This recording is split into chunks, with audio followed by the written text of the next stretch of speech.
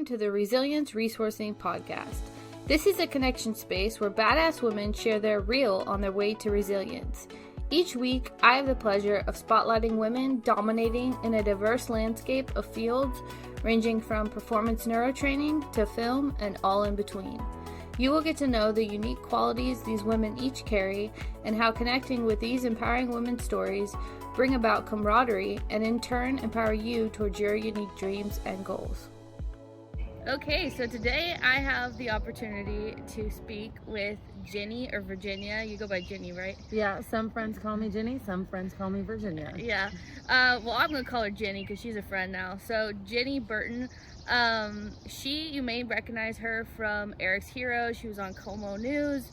Incredible story. She's been on Cairo. She's probably been across the world by now. Australia has even got word of Taiwan, India. Oh my Chile, God, India. Argentina, I love Brazil, Mexico. Everywhere. You'll probably see her on the Today Show or something soon. Who knows? TED Talks. That's what I'm thinking.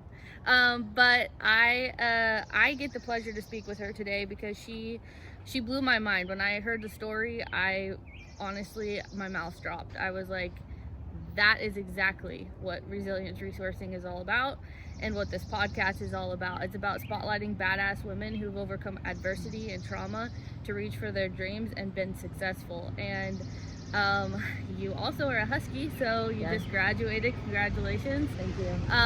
And I, for one, know how hard that is. I was the first in my family to earn my bachelor's, and it was a hard road just to get that done. I struggled with anxiety and panic attacks. I had times that I couldn't even be in class because I was having such a hard time, but I got through. And your story is even more incredible, and I just want to give you the reins now because I want to hear, if you haven't seen it already, Ginny overcame drug addiction.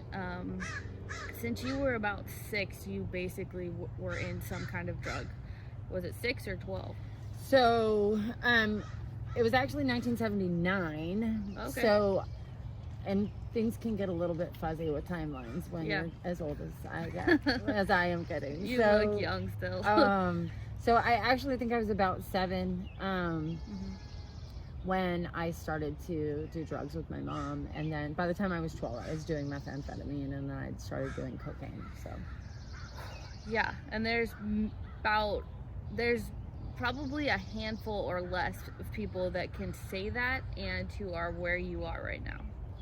Yes, I'm aware. I have a lot of friends that I've grown up with that probably started out in really similar circumstances, and they are definitely not doing well. Some are mentally absent, some are incarcerated, some are still in active addiction, and some are dead.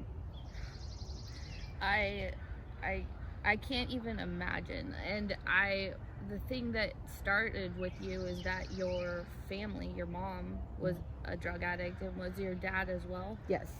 So you were born into this. You didn't have a choice. Since you started, this is what you knew. Yeah, it's just kind of the way that life was. And I think that when you're immersed in an environment, it's not abnormal. So it was what it was, and that's what I knew. And so I think I followed suit, even though internally I felt like I was supposed to be living a different life. But you did end up changing, and it was at the time that most people would think it was impossible, and you even thought it was impossible. But something inside you just decided when you, I think you said it was in 2012 was the last time you were incarcerated, but you really saw that as an opportunity instead of punishment. You wanted that because you believed it was going to help you, and you took that opportunity and turned it into something that oftentimes people are unable to. Yeah, so I was arrested for the last time in 2012. And, I think something that's really important to clarify is I definitely was grateful. And when I was in the police car, I knew I was done. But that doesn't mean that on the surface, I was really willing.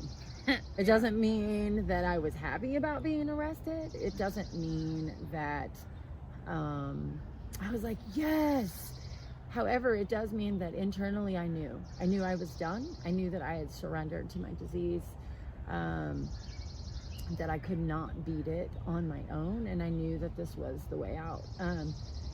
And I guess I would like to sort of reflect a little bit on previous incarcerations. You know, at the same time, I knew that during those periods of time, they were also providing me respite.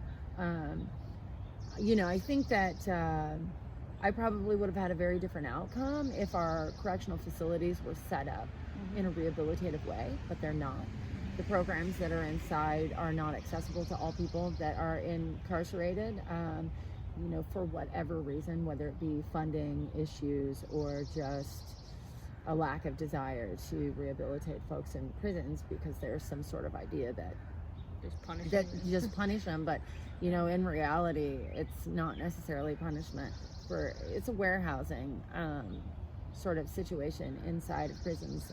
I think that prisons are necessary as a tool, but they need to be reimagined as well as all of the other things that are going on, because I don't think that eliminating them is a thing. Yeah, you know? it was that avenue. Or should be a thing. Yeah, exactly. It's that avenue of like you didn't think that what you were doing was something that you would want anyone else to be caught up in, but it wasn't. I mean, some may disagree, but being born into a home where both your parents are drug addicts, what chance did you have? Like, we learn from the age we're born what to do from our parents. That's just modeled to us. And you know, if you were born into that, I would be willing to say that you had pretty much no other chance to go a different direction, because that's all you knew. And whether people want to get caught up in whose fault or whatever, at the end of the day, what helps you get out of that is important. What resources are available to help you get out of that. Not saying that it's, you know, you want other people to go get drug addicted and rob places or go through any of that, but instead of seeing it as, you know, the way that often it's portrayed, it is something that we can find a way to help people so that they can get out of that, because it's not like people who are doing that are in the right mind or having like they want to be in that. You know, did you meet many people who you believe wanted that, or did you meet many people who had gone through a lot of trauma themselves and ended up in that? Yeah, I think there's a wide variation when it comes to who ends up on drugs and addicted and in that lifestyle. I think that when a person is in the throes of active addiction, you definitely want it, but it's also not you. Yeah. So because you're not in the right mind. No. And when a person is dependent on a chemical for their well-being on a number of levels, it's really hard to sort of separate, especially when you've been using it for a really long time. So it's really kind of hard to separate, you know, choice and desire and things like that, because you're compelled to use, even if in your mind you really hate the life that you're living. And I'll tell you that the majority of people that I used with, and I've used with a lot of people, and I know a lot of people that have been on drugs almost all of my life, and I'm connected with tons of them on social media, but most of them hate their existence, even when they are considered ballers, when they are, you know, selling a tremendous amount of drugs and they have a lot of the things that they want.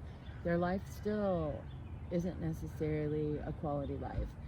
Because you're always having to look over your shoulder. You're always uncomfortable about who's going to try to rob you. You're always, you know, thinking about this, that, or the other thing that comes with that lifestyle. And so, and more often than not, when folks get locked up, they have a different idea about what they want their life to look like. But it's really hard for somebody to make that manifest on their own. And so, because they inside might not feel good about themselves, and then when it's pushed on them that they're this horrible, you know, lack for a better word, a lot of people, you know, out there have really derogatory names towards people who do criminal acts and who are on drugs.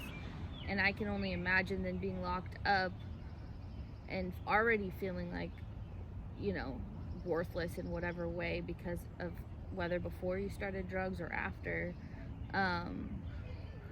if there's a way to find your value and to find that.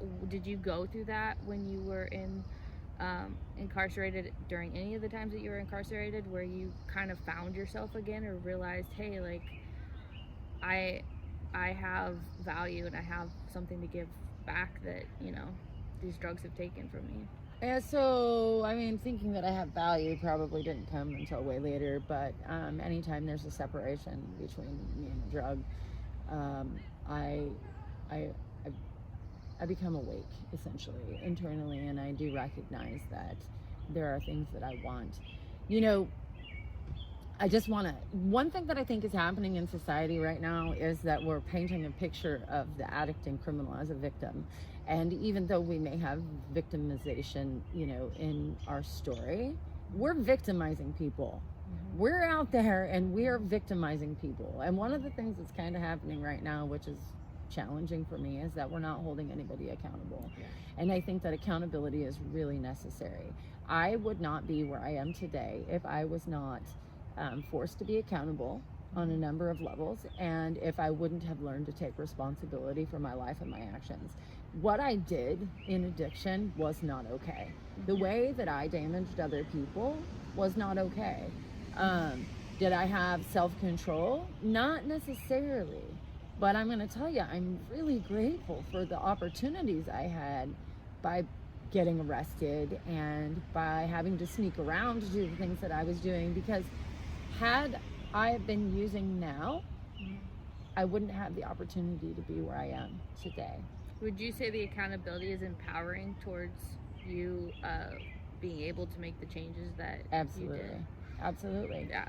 And, you know, it's really no different than, I mean, how would you raise your kid? Exactly. How would you raise your kid? Because that's how we need to be showing up for folks in society right now, really. I'm not gonna sit by and let my kid bring a bunch of crackheads into my house, and people can be offended at what I just said, but I can call people crackheads because I was a crackhead. Yeah. And you know, if my kid decided she wanted to smoke crack, I'm not opening up my house to people on the streets, and I'm not just gonna, you know, feed her money and make her bedroom comfortable for her to essentially kill herself in. And that's, in my opinion, that's what we're doing right now. And we're taking people's opportunity to get their lives together away by the choices that we're making, specifically in the city of Seattle. You know, but to go back and answer your question, yeah, in time, I was able to sort of negate the message that I had been telling myself for a long time. And I had been telling myself a message that I learned from somewhere else. And I won't blame it on the system. I will just blame it on the dysfunctional environments that I have always been in. And, you know, we as human beings, we function in patterns and we function in insecurity. And so we're always wanting to point a finger and put someone else down. And I don't even know that we do it maliciously or, you know, intentionally. I think that we learn patterns and behaviors and we just act on them. And until we learn that, you know, for me specifically, the messages I was telling myself were a lie. And I learned those from somewhere. And so what I did was, when I went to jail this last time, I recognized that those patterns and were destructive, and that those messages were a lie, and that I had gotten them from somewhere else. And then I started to tell myself those things. And so I said to myself, well, if I can tell myself things that weren't true and then believe them, why can't I do the same thing to turn around the message? So that's what I did. And I made this list, and I was facing my 4th prison sentence, and I sat in jail for a number of months, and I started to read myself this list of things that I did not believe about me, because I felt like I was despicable. I felt like I had become the lowest of the low, and that there was absolutely no way I was going to be able to recover from the things that I had done to myself, my family, and the people in my life. However, I was not dying, and trust me, I gave it my all. I tried everything in my power to take myself out. So when I was arrested, in which for me it was really simple. I was comfortable if somebody came and killed me, which the person I was married to at the time definitely gave it his best shot. I was fine if I succeeded in a suicide attempt, which I gave that my best shot. And unfortunately, every stinking time I ever tried, I woke up in the ICU or something like that, which I was very angry about, or I could be arrested. Any of those three options was fine with me. I just wanted it to stop. I could not stop on my own. And that's where my addiction took me. It took me to a place where I had absolutely no control over my compulsion and obsession to use. And so even though I knew inside that I did not want to be using, and once I started I couldn't stop, I was like, all right, and I was trying to work it out with my higher power to have one of those things happen. And so, as always, I was arrested, and thankfully so. And so I made the decision, even though I was still trying to get out of jail because I didn't really want to be there, right? Because I'm an addict, and the addict inside of me is really big, especially when there is recent drug use. The addict inside of me sort of battles the spiritual side of me, the actual me that's in there. It's overshadowed by this really big beast. And so there was a lot of conflicting stuff going on inside. As much as I knew I needed to be where I was, I also did not want to stay in jail because jail sucks. Jail's uncomfortable, and I can't get what I want when I'm in jail. I can't meet my fleshly or superficial needs, right? But what was happening for me is that my spiritual and in-depth needs were actually being cared for. And so I knew that I hated myself, and I knew that was a huge part of the problem, and I knew that I needed to turn that around if I was going to try to succeed. And so that's what I did, and I wrote this big list of stuff that I thought were lies, and I started to say them to myself in my face, out loud. Initially it started one time a day, and then it went to twice a day, until I started to treat myself differently. By no means have I gotten to the place where I think I'm amazing. I wonder what the heck is going on with people. I'm like, you've got to be kidding me. Like, I am just a dope fiend that is working her way into trying to be somebody different. And so it's been kind of baffling, the response from the posts that went viral and all of these different media, all this different media coverage. And but I also recognize when I hear the things that people are saying to me is that my story gives people hope. And it really, really, really does. And I love that you don't shy away from not going the status quo, the way that, we live in a, Seattle, it has their ways, and they've been doing things that a lot of people have come up and said, hey, that's probably not working really well. But instead of just saying that, you proved that the way that you're advocating for, which is not getting rid of the accountability system, which is going to jail if you're doing drugs, or if you're a criminal, if you're doing things that are hurting other people, but you're so about giving people that opportunity and showing how you can use that to get better. And I think that that's a story that a lot of people might not want to give time to, because it's, if you victimize, and I think that's the biggest thing that some people learn through therapy, I know that I've learned that through therapy, is victimization is not empowering. It does not help anybody. It in fact makes you less empowered, because if you don't have control of yourself and you're just a victim, and I do believe that some people are victims. Like, I was in a car accident. I didn't choose that. I was a victim of that.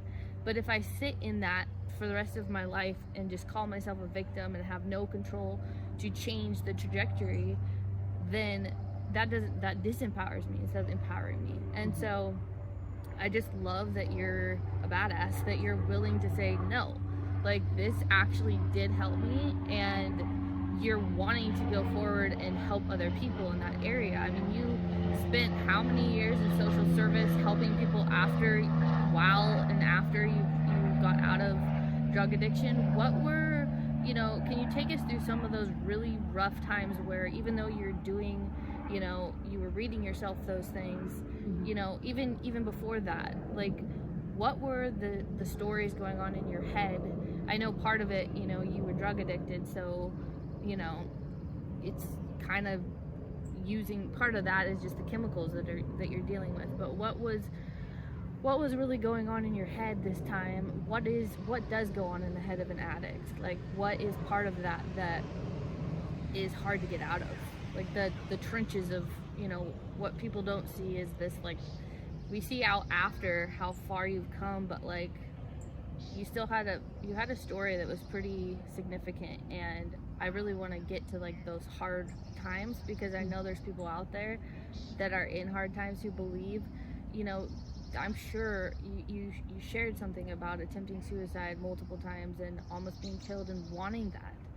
And for some reason, I would believe a higher power, that didn't happen. Yeah. And if someone else is struggling with something like that and wanting that, what were the things that, you know, when that didn't happen, were there little things that went on in your head throughout this whole time that, you know, maybe even after you did a crime, like how did you feel after? Did you feel worse? Or like, were there anything that you went through that was like in the trenches before you really saw the light and getting out of it? When on drugs, it's kind of challenging to feel much of anything that doesn't have to do with the drugs specifically. So, you know, a lot of the things that went on in my head, really, I had a really poor sense of self, and the idea that I had internally of who I was when I was young. I consistently experienced an environment that was contradictory to what I believed the world was supposed to be like, what my conscience essentially, or my spirit, said that the world really should be like, and the way that I should show up in it. My environment taught me to live in a very contradictory way, and so my life just sort of aligned with this contradiction for the majority of my life. And you know, I definitely had a sense of right and wrong, but I also had impulse control issues. And so I learned the impulse control issues, you know, environmentally, you know, usually through abuse and trauma and conflicting messages from the person that was supposed to be there to protect and save me. And so, I really early on recognized that you cannot trust people. And what I actually learned was that I could not trust myself. And so, because what I believed was supposed to be going on and the way that I was supposed to be showing up, because I think that my, you know, belief was right early on, was not the way that things were actually happening. And that was really confusing for me as a kid, but I just sort of acclimated to my environment. And so, I consistently had negative messages that played, you know, in my mind. And, you know, after a period of time, I recognized that the drugs really sort of solved that. I didn't like the way that drugs made me feel for a long time, but I just kept doing them. I just, you know, and that's me. It's hard and you don't like that. All right, well, everybody else is doing it, and this is the way that it's going, and this is where you're accepted. So let's just keep trying.